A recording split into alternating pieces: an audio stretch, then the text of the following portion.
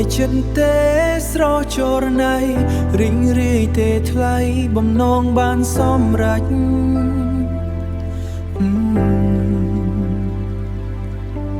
ជួបមនុស្សដែលអូនត្រូវការជីវ៉ាប្រាថ្នា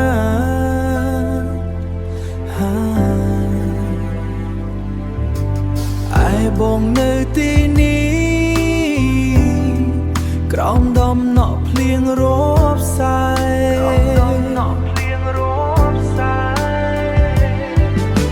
ជ្រើសគេសមនឹងអូនទេឆ្លើយប្រាប់បងផងបងចាំបានថាអូនធ្លាប់យំហេតុផលមាសមុំត្បិតអីអូនទាំងគេទាំងបង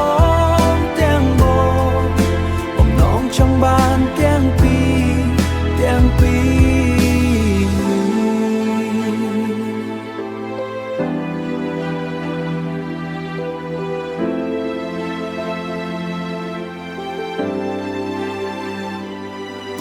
បំណងចង់បានទាំងពីររឿងពិតដែលបងធ្លាប់ដឹងឥឡូវបំណងបានសម្រេចហើយតែមិនដេចក៏បេះដូងបងមិនអាចសប្បាយដូចអូ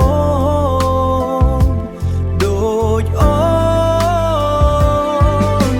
ជ្រើសគេសមនឹងអូនទេឆ្លើយប្រាប់បងផង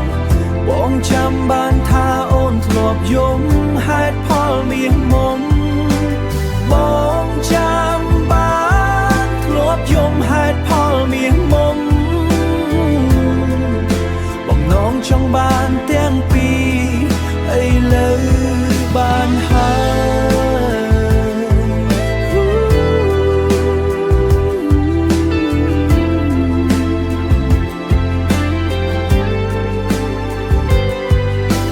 សប្បាយចិត្តទេស្រស់ចរណៃ